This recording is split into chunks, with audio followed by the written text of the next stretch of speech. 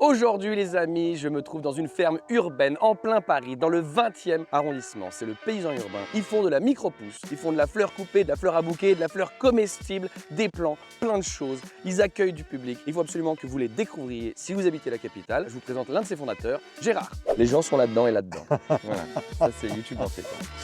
Ok, c'est bon? Ça marche. Comment ça Gérard? Eh bien, ça va bien. J'étais inquiet là aujourd'hui parce qu'on organise un marché des producteurs. On nous annonçait de l'orage et finalement on devrait passer entre les gouttes. Ouais. Donc c'est cool. Moi aussi, je suis content, j'avais pas envie de jouer sous la pluie. Donc, on est chez toi ici, au Paysan Urbain, en plein 20e arrondissement. C'est très spécial comme lieu, moi je ne connaissais pas. Est-ce que tu peux nous décrire ce qui se passe ici, comment est arrivé ce projet, et peut-être même avant, nous parler de toi. Est-ce que tu es issu du monde agricole, toi, ou pas du tout? Alors oui, je suis issu du monde agricole, en tout cas mon père, et toutes les générations qui l'ont précédé. En fait, je suis né dans une ferme, une belle ferme de polyculture à quelques kilomètres de Nancy. On avait en fait un espace, quand j'ai grandi, un espace de 100 et quelques hectares, rien que pour nous, à l'écart du village. Donc j'ai grandi avec ces images. C'est important parce que je pense que ce projet, je ne l'aurais pas créé sans ce background de ma petite enfance. Et en particulier, il y a quelque chose qui est resté très fort pour moi, le fait de cueillir, ou plutôt de manger ce que je cueille. Et donc ce lien entre la nature et la nourriture. Et ça, c'est quelque chose qui m'est resté très longtemps. Et j'avais envie de me reconnecter un petit peu à mon alimentation. Mon père était très âgé, donc on a quitté la ferme, j'avais une dizaine d'années. Ah, d'accord. T'as On pas a pu reprendre. déménagé de 2 kilomètres, mais on est passé de 130 hectares à 3 ou 4 000 mètres carrés.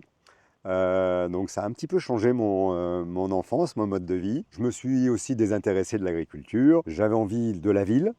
J'avais envie de voyager parce que j'avais un oncle qui était missionnaire en Asie et qui revenait tous les 7-8 ans et donc qui nous racontait un petit peu ses histoires de voyage. Donc j'ai grandi avec tout ça et je suis devenu un urbain qui prend l'avion tous les 4 matins. J'ai fait du conseil, de l'audit et donc j'ai pu travailler un peu partout, ce qui m'a ouvert beaucoup d'horizons, me faire découvrir beaucoup de milieux différents, de cultures, etc. Parce que quand tu dis que tu es parti à la ville, c'est Nancy ou c'est Paris? Et qu'est-ce que tu as fait comme étude? Ça a d'abord été Nancy, j'ai fait de l'économie, du droit, et ensuite je suis parti à Paris faire Sciences Po. Voilà, donc rien à voir avec l'agriculture. Je me plaisais foncièrement dans la ville, j'aime la ville en fait, et je ne m'imaginais pas un jour revenir m'installer à la campagne. Voilà. Ensuite d'ailleurs, donc Donc tu as amené la campagne à toi en fait. j'ai emmené la campagne à moi. Alors en fait, je suis parti quand j'avais 45 ans à peu près. J'ai fait ma crise de la quarantaine, en quelque sorte. Donc c'était quoi, il y a 2-3 mois quoi? Il y a, voilà, il y a quelques mois.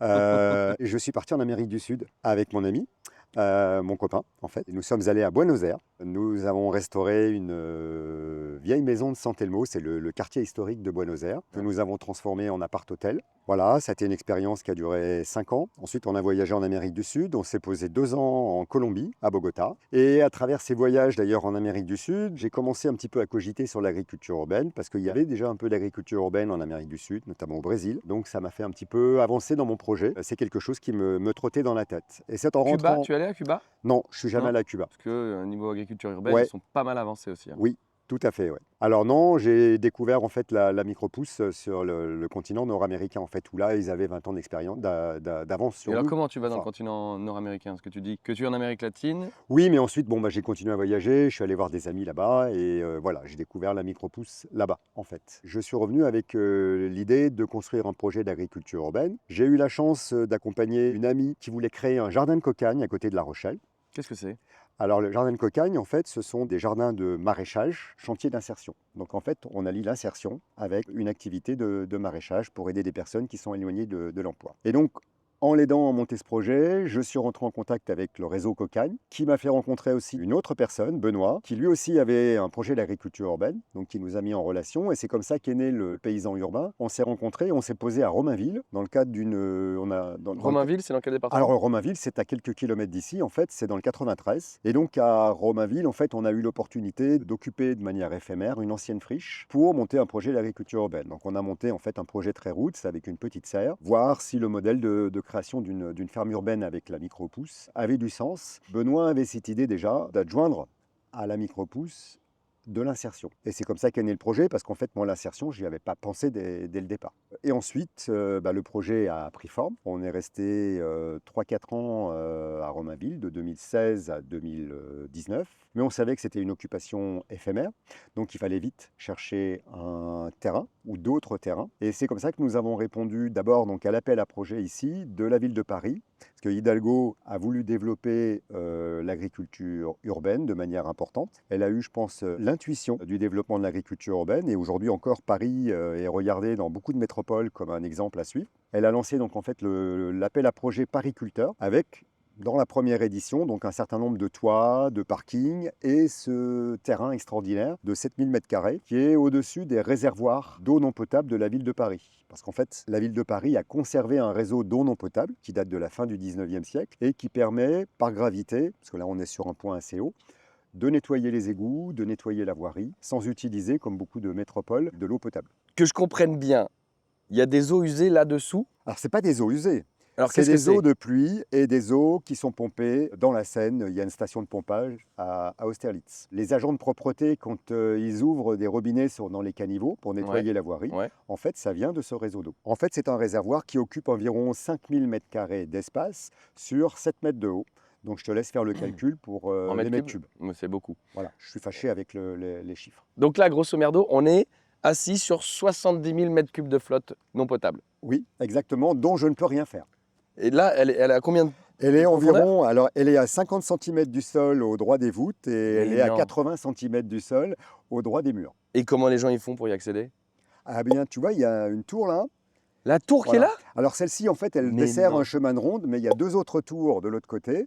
Et ces 2 tours, en fait, elles descendent chacun dans des 2 réservoirs, parce qu'en fait, il y a 2 compartiments. Ça a créé quand même quelques contraintes lorsque nous avons développé notre projet ici. Mais alors toi, ça veut dire que tu étais au courant depuis le début? Alors, il y a eu un appel à projet qui s'appelait donc Pariculteur. C'était un concours, en quelque sorte.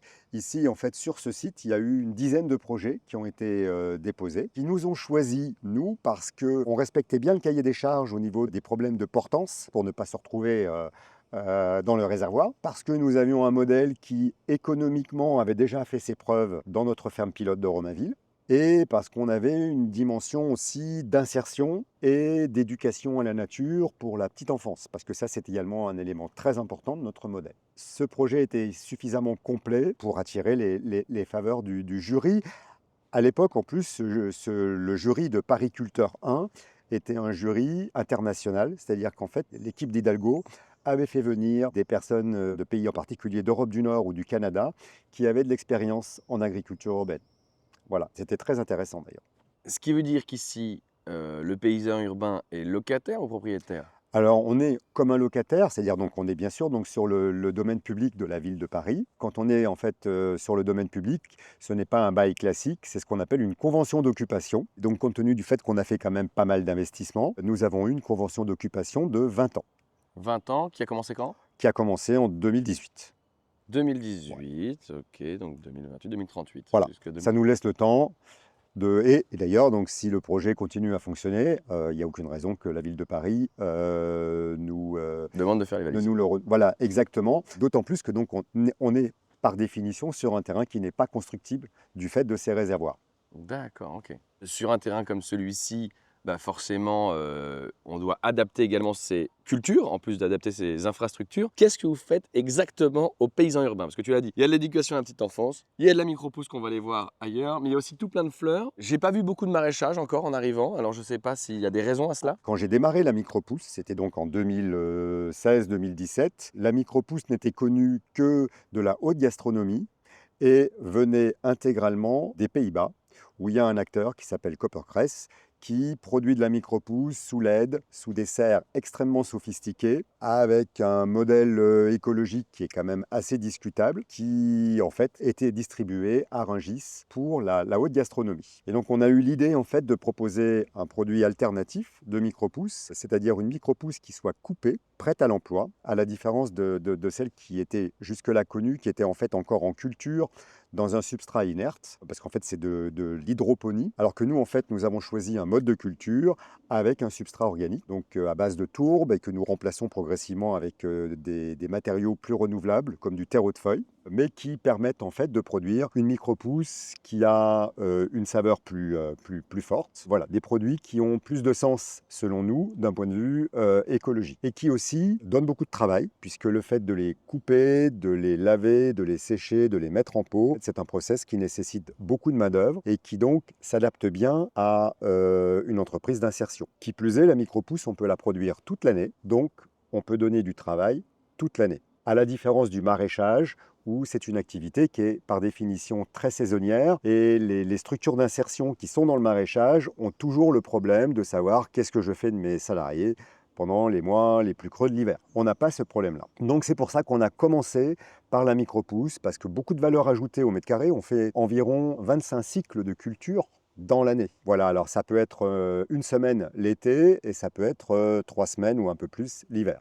Donc ça permet d'avoir par définition sur un terrain qui est rare et cher, une production, une valeur ajoutée qui est importante. 25 cycles en plus sur toute la superficie de la serre, parce que c'est-à-dire que c'est 25 cycles sur plusieurs variétés, c'est pas juste 25 Exactement. cultures, Voilà. c'est 25 cycles de culture avec toutes les cultures confondues. Sur toute la, alors pas toute la surface de la serre parce qu'il faut quand même des allées, mais sur toutes les tables de culture. Voilà, effectivement. Donc sur une serre de 600 mètres carrés comme ça, oui. On arrive à faire en micro-pousse combien de chiffre d'affaires sur une année? Alors on arrive à faire à peu près 3 ou 4 tonnes de micro-pousse. Un kilo de micro-pousse, c'est 100 € à peu près en valeur marchande. C'est potentiellement une production de 3 à 400 000 euros. Sur donc, 600 mètres carrés? Sur 600 mètres carrés. Ok.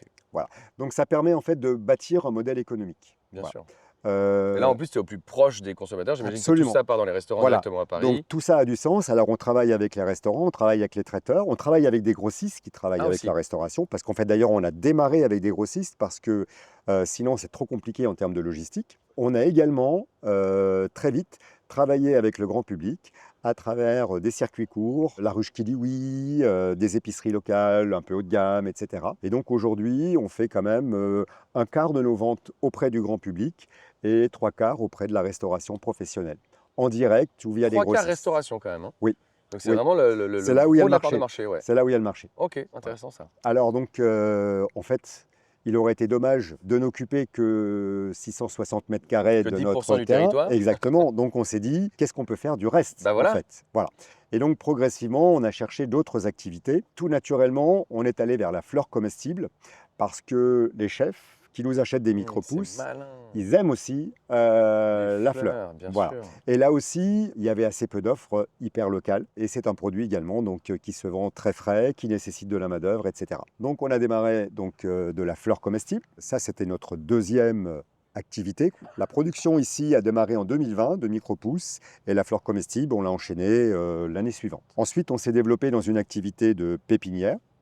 Donc on produit des plants, toutes sortes de plants. Alors beaucoup de plants d'ailleurs de fleurs comestibles qu'on utilise pour notre jardin mais qu'on vend aussi à l'extérieur. Un peu de plants maraîchers mais très peu parce que ce n'est pas notre spécialité. Et puis aussi parce qu'on est à Paris, donc j'imagine qu'il y a quelques potagers de balcon. Voilà.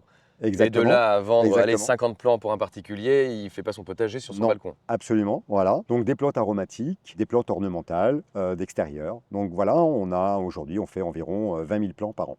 Alors c'est compliqué à vendre, on en reparlera parce que c'est un vrai sujet. Ensuite, une fois qu'on avait donc réalisé toutes ces activités, on s'est dit comment également on peut mieux utiliser toute la production végétale fraîche qui n'a pas pu être vendue.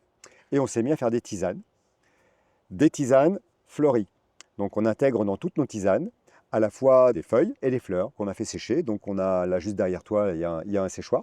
C'est un séchoir solaire. Voilà, c'est un séchoir solaire. Donc c'est hyper facile à faire. Hein. Il y a des tutos sur internet pour réaliser ça. Donc on fait sécher les végétaux et on les transforme en tisane. Voilà. On a créé une boutique à la ferme et on réalise aujourd'hui pratiquement 20% de notre chiffre d'affaires dans la boutique de la ferme. On vend beaucoup de plants, de tisanes, on transforme aussi des micro-pousses en pesto en passant par un conserveur qui est à Paris également. Mais alors du coup, ton magasin qui est ici, il est ouvert quoi? C'est du 7 jours sur 7? C'est comme un marché, c'est une fois par semaine? C'est comment? Alors non, il est ouvert du mercredi au samedi, à partir de 11 h jusqu'à 18 h l'été. Et d'ailleurs, on réfléchit à l'ouvrir un peu plus tard parce qu'en fait, les Parisiens qui travaillent, ils ont un peu de mal à venir nous voir à la sortie du travail. Mais ils préfèrent de prendre l'apéro en terrasse, on les connaît. Exactement. Et voilà, ça pourrait être une diversification possible. Voilà, c'est de faire une petite guinguette. Apéro terrasse ici, bien sûr. Une petite guinguette. Ben voilà. Exactement. On a parlé de bouquets de fleurs, de micro-pousses en serre, mais aussi de fleurs comestibles. Oui. Là, on est en plein Paris, on est sur un site artificiel. J'imagine que la terre, elle n'est pas forcément bonne. Alors effectivement, lorsqu'on a pris ce site, la mairie de Paris nous a fourni une analyse des sols et nous a dit il y a trop de plomb, trop de cadmium et trop d'arsenic. Ouh. Donc, hors de question de produire des comestibles en pleine terre. C'est la raison pour laquelle on a construit des jardinières. Elles ne sont pas n'importe où. Comme je te le disais tout à l'heure, nous sommes au-dessus de réservoirs. Donc, il y a des problèmes de portance. On a fait donc réaliser par un géomètre le calpinage des structures du réservoir pour savoir où étaient les piliers et les murs, de manière à pouvoir construire les jardinières au droit de ces piliers ou de ces murs.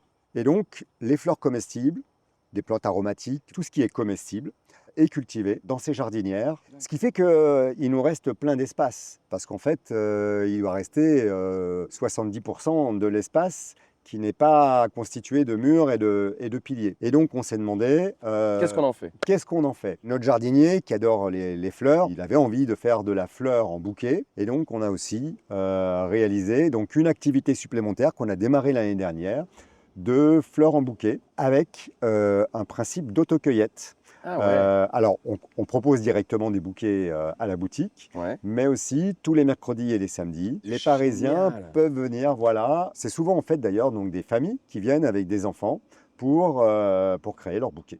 Alors, moi là, je suis complètement intéressé pour ma ferme à moi, Oui. parce que j'ai beaucoup d'espace. Et le principe, c'est de faire un jardin-forêt, et j'aime beaucoup les fleurs, et je ne savais pas trop comment avoir une plus-value de ça.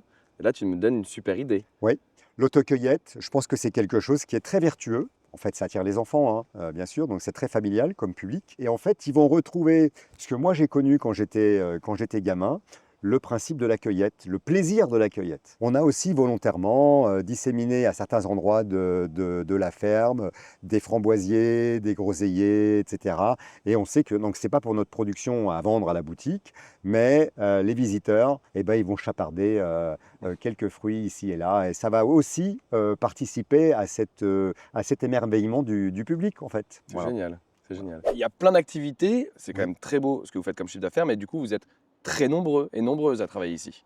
Alors oui, ce que je ne t'ai pas dit également, c'est qu'on a repris un petit site auxiliaire avec une serre de 300 mètres carrés à quelques centaines de mètres d'ici, qui est donc au-dessus d'un bâtiment, où nous faisons de la tomate, de la fraise et un petit peu aussi de fleurs et feuilles comestibles. Donc tout ça en fait occupe, parce que c'est ici le site principal, environ 35 personnes. 35 personnes en tout.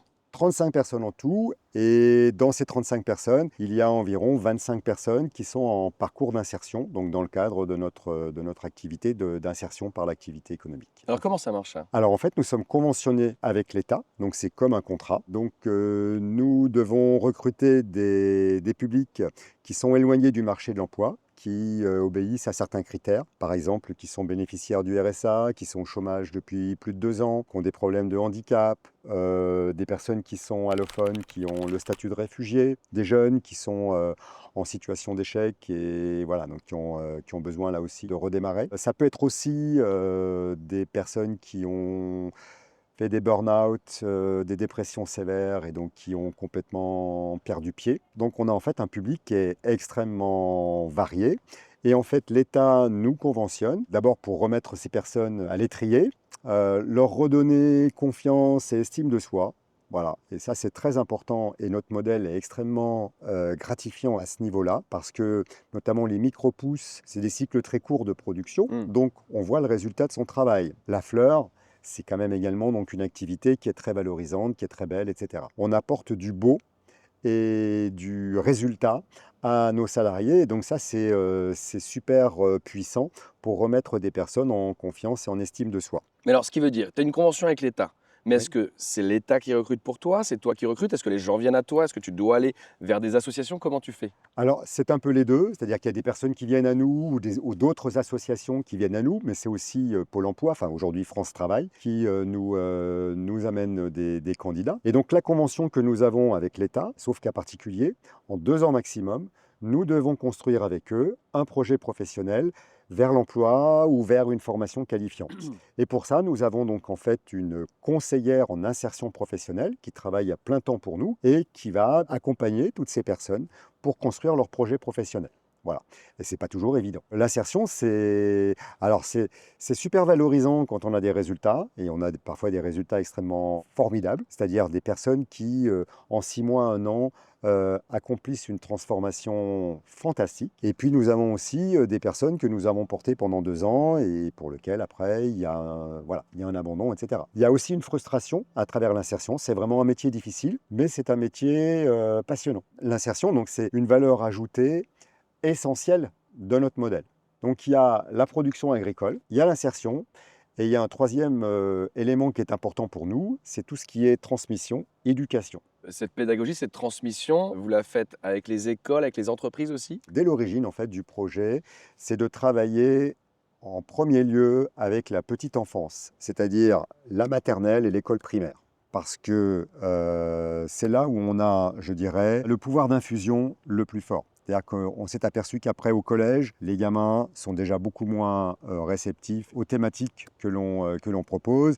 Ils ont d'autres préoccupations. Ils y reviennent après, mais quand ils ont mûri. Mais la petite enfance, c'est vraiment l'âge où on a un impact le plus puissant. Parce qu'en plus, les enfants, quand ils rentrent dans leur famille, ils font la leçon au grand frère, à la grande sœur, au papa ou à la maman. Donc on démultiplie en quelque sorte l'impact que l'on peut avoir. Et c'est formidable de voir. Donc on accueille à peu près une classe tous les jours de la semaine, toute l'année pratiquement. On a construit un pavillon à l'accueil pour pouvoir également réaliser des animations lorsqu'il fait mauvais. Donc on est en capacité en fait à travailler avec des écoles toute l'année. Et on essaye en fait de construire des parcours en lien avec les instituteurs et pas des visites one-shot. Donc ça veut dire que les gamins vont venir plusieurs fois dans l'année. Ils vont voir un petit peu le rythme des saisons. Ils vont voir justement donc, des ateliers de semis, ce que ça va donner ensuite. Voilà, en fait, on les éduque vraiment à la nature. Alors on leur parle aussi de biodiversité. Donc on a créé tout un espace dans un coin de la ferme de refuge de biodiversité qui en plus pour nous aide à la culture de nos fleurs, de nos plants, etc. On a créé un poulailler, parce que ça aussi, le poulailler, ça permet en fait de partager énormément de choses aux gamins. Qu'est-ce qu'on a construit encore? Une petite zone humide. Et puis... Où là, on a simplement fait des trous dans la réserve d'en dessous. Alors, pas exactement d'ailleurs. Notre mare a connu bien des vicissitudes. Ah bah, On a oui. dû la déplacer à la demande de Haute-Paris, qui est le gestionnaire du site. Ça a été un petit peu conflictuel. Voilà. Donc ça, c'est pour la partie pédagogique avec les enfants. Oui. Mais il y avait aussi un volet entreprise dont tu voulais me parler. La ferme, on l'a pensé comme quelque chose de très ouvert sur le territoire. Et on essaye de l'ouvrir au maximum, en dépit des contraintes que l'on a avec Haute-Paris sur tout ce qu'on pourrait faire. Ce serait dommage de faire un projet d'agriculture urbaine où on reste dans l'entre-soi. Donc en fait, on l'ouvre au maximum. On essaye de développer des activités avec les entreprises. Le pavillon d'accueil que l'on a construit tout en bois à l'entrée du site, c'est un lieu fantastique aussi pour accueillir des publics d'entreprises en leur proposant de réfléchir dans ce lieu à des sujets qui sont en lien avec la RSE, le développement durable, etc. Et on leur propose dans leur journée de travail des ateliers en extérieur lorsque c'est possible, en intérieur lorsque ça ne l'est pas. On essaye aussi, à travers cette ferme, ce pavillon d'accueil, pavillon de l'écologie urbaine, c'est comme ça qu'on l'a appelé, d'en faire un lieu inspirant pour favoriser une réflexion collective autour de toutes les thématiques du développement durable. Les entreprises qui viennent ici, donc bien sûr on leur facture des prestations, et c'est précisément à travers ces prestations qu'on peut financer des activités pédagogiques pour la petite enfance, parce que par définition, les écoles, et surtout les écoles qui viennent des quartiers populaires, elles n'ont pas les moyens de financer ces ateliers. Donc en fait, on fait une péréquation entre les entreprises et le monde scolaire. Les entreprises, quand elles viennent, qu'est-ce que tu leur proposes comme atelier? Ça dure une journée, une semaine, une demi-journée, 2 heures, c'est quoi? Alors il y a toutes sortes de formats, en général c'est une journée. Parmi les animations que l'on peut leur proposer, l'un de nos salariés, Elia, a mis au point en fait une sorte de jeu où on les fait réfléchir un petit peu sur l'impact environnemental, notamment donc le bilan carbone, sur des décisions qu'ils pourraient prendre, à la fois d'un point de vue microéconomique et aussi d'un point de vue macro. Donc en fait, on les met dans la peau voilà, comme s'ils étaient Macron ou Biden et qui prennent des décisions stratégiques, comment agir sur le changement climatique. Et alors là, quand on t'écoute parler, on a l'impression que c'est simple. Tu as créé un premier projet là en revenant des Amériques. Tu as déménagé à 3 km en réussissant un appel à projet. J'imagine que c'est pas aussi simple que ça de construire une ferme urbaine quand même. Non, ça a même été un parcours du combattant pour ce projet. J'étais super content d'avoir été choisi par le jury pour ce site parce que c'est quand même un site fantastique. Et je me souviens d'ailleurs, à une époque, j'avais une sœur qui habitait pas très loin d'ici. Et quand je venais la voir, je passais par ce terrain. Je me disais déjà dans ma tête, mais alors je ne pensais pas du tout à l'agriculture urbaine, je me disais, punaise, qu'est-ce que je pourrais faire de ce terrain? Ce serait quand même bien d'en faire quelque chose. Mais je ne pensais pas à l'agriculture urbaine. Et donc, quand j'ai vu cet appel à projet, je me suis dit quand même, finalement, il était pour moi, quoi, ce site.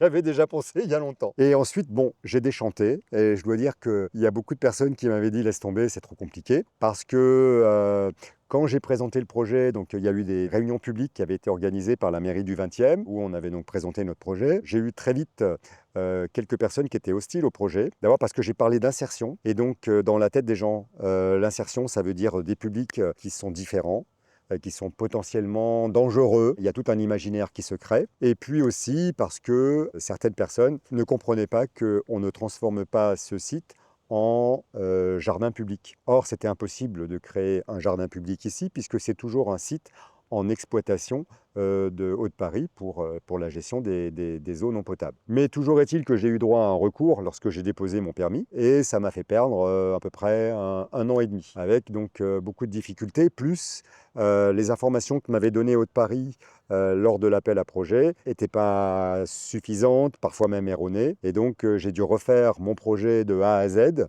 parce que ce que j'avais prévu au départ était incompatible avec les structures du réservoir. Donc la serre, par exemple, n'a pas du tout la forme de ce qui était prévu dans le projet originel. Mais en même temps, voilà, c'est un an et demi de galère qu'on a eu. Ça nous a permis en fait de réfléchir notre projet et de construire un projet qui était plus cohérent. Mais donc, du coup, tu es allé au prud'homme, t'es allé en Alors, procès, pas au prud'homme, mais en Ouais, procès, ouais. effectivement. Donc, on a eu d'abord un recours gracieux, ensuite un recours devant le tribunal administratif. On a gagné. Alors, on a gagné également en référé. On a gagné donc au tribunal administratif. L'association qui portait ce recours a fait appel. Et donc, on a gagné également en appel, mais la procédure a duré environ 3 ans. La procédure a été purgée il y a à peine un an. D'accord, donc vous travailliez déjà Et donc, ici on pendant a le procès, quoi. Exactement, parce qu'en Ça doit faire référé, flipper, ça. exactement, mais en référé, on avait eu l'autorisation du tribunal administratif de continuer. Aujourd'hui, objectivement, alors bien sûr, il y aura toujours des personnes qui ont eu une posture contre ce projet et qui restent dans cette posture. Mais objectivement, aujourd'hui, on a une adhésion très forte du quartier. On a énormément de personnes qui viennent régulièrement, ne serait-ce que se promener le samedi, parce que le site est ouvert le samedi au public, et régulièrement aussi passer à la boutique, nous voir, etc. On a beaucoup je dirais, de manifestations, de remerciements, voilà, de gratitude par rapport à ce projet, parce qu'il a un petit peu animé le quartier aussi. Tu parles du quartier, des gens qui peuvent être contre. Enfin, là, je ne sais pas si vous vous rendez compte dans la vidéo, mais on est entouré d'immeubles. Ouais. Rien que pour ces gens-là, Oui. c'est une énorme plus-value d'avoir vu sur un jardin fleuri comme Alors, ça, en plein oui, centre-ville de mais, Paris. mais au départ, on nous a objecté, au contraire, l'idée que cette ferme allait dévaluer leurs biens. Non. Oui, bon, mais c'est vrai que aussi la construction de la ferme a pris du temps, donc bon, bah, tout n'était pas comme ça dès le départ. Ça se fait pas comme ça en un claquement de doigts. Chaque année maintenant, la ferme est toujours plus fleurie, plus végétalisée, et donc l'espace est plus sympa, ce qui a rassuré tout le monde en fait. Et alors, une autre question qui m'est venue là, parce que depuis le début, on parle beaucoup de pédagogie, de formation liée à l'environnement, de biodiversité, tout ça. Mais vous n'êtes pas en bio ici. Non, bah, on n'est pas en bio parce que la seule production que l'on pourrait faire bio, c'est les plants. Puisque les pépinières, en fait, donc là, il est possible d'avoir le label bio sans avoir le lien au sol. Mais par exemple, la micropousse, elle est considérée comme un produit primaire, alors que c'est impossible de la faire en pleine terre, et donc on ne peut pas être bio. En fait, les seuls producteurs bio de micropousse, et ça, c'est le lobby de l'Europe du Nord qui l'a autorisé, c'est de faire de la micropousse en indoor, en laboratoire, en hydroponie.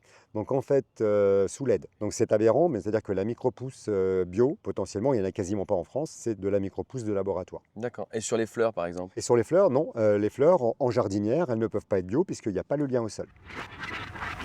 Là, le simple fait d'être en jardinière, c'est plus considéré comme bio. Dans le cahier des charges du bio, il y a le lien au sol, c'est quelque chose de fondamental. D'accord. Donc, par définition, quand on est sur un terrain pollué, on ne peut pas être bio. Alors, on n'allait pas en fait engager une labellisation bio simplement pour notre production de pépinière, qui représente quand même encore une part faible de notre activité. Et alors justement, tu disais que tout à l'heure que c'était compliqué de vendre les Oui. plants. Oui, alors effectivement, parce qu'il y a deux problèmes. Donc d'abord, il y a des enseignes qui ont une notoriété très forte de jardinerie dans Paris, qui sont installées, qui naturellement donc, attirent le public de Parisiens. Et puis aussi parce que le public urbain, quand il achète un plant, il veut un plant qui soit déjà en fait quasiment à maturité. En train de Voilà. produire. Avec des fleurs, avec des fruits. Donnez-moi un plant de tomates avec Voilà, des tomates dessus. exactement, mais exactement. Non, mais tu rigoles, mais c'est ça. Les Parisiens, ils achètent des plants de tomates avec déjà des tomates dessus ou des poivrons, voilà. Alors Donc, sachez qu'il ne faut jamais faire ça. Oui. Sachez-le, c'est un plan qui est mort si vous achetez Oui, ce plan-là. exactement, exactement. Et donc, chez Truffaut, Leroy Merlin, etc., en fait, on trouve des plants super, et en plus à des prix. Voilà. Déjà toute concurrence. Donc, parce que c'est des Ceci industriels. dit, moi j'avais fait un benchmark parce que vu que c'est mon métier de produire des plants. Ouais. Et alors moi je suis choqué justement de voir que je suis 2 fois moins cher que les jardineries. Oui, parce qu'elles font des marges considérables. Considérable, c'est un faible mot. Parce que non, mais quand tu vois en jardinerie 5,50 le plan, eux ils ont dû l'acheter, allez, 80 centimes. Mais par exemple, Sans être bio. oui, mais par exemple, les plantes aromatiques, des basiliques, coriandre, etc., aujourd'hui, tu les trouves dans la grande distribution à 1 euro pièce, des pots de 10, là, à peu près, Ouais. hein, ou voire plus, avec le papier qui va bien en cornet, etc., tout ça, donc pour 1 euro. Donc, ça veut dire que la grande distribution l'achète la moitié, parce que c'est produit industriellement aux Pays-Bas, en Belgique, ou même dans le sud de la France, à des prix qui sont impossibles pour nous. Donc rien que les plantes aromatiques, nous on ne peut pas s'aligner sur ce qui est proposé par les industriels. J'essaye de fédérer un petit peu tous les producteurs parisiens de pépinières et je leur dis les gars, on va s'associer, on va créer une sorte de structure de commercialisation des plants, de manière à accéder à des nouveaux marchés. Parce qu'en fait, on vend en fait principalement nos plants sur nos lieux de production, dans notre ferme.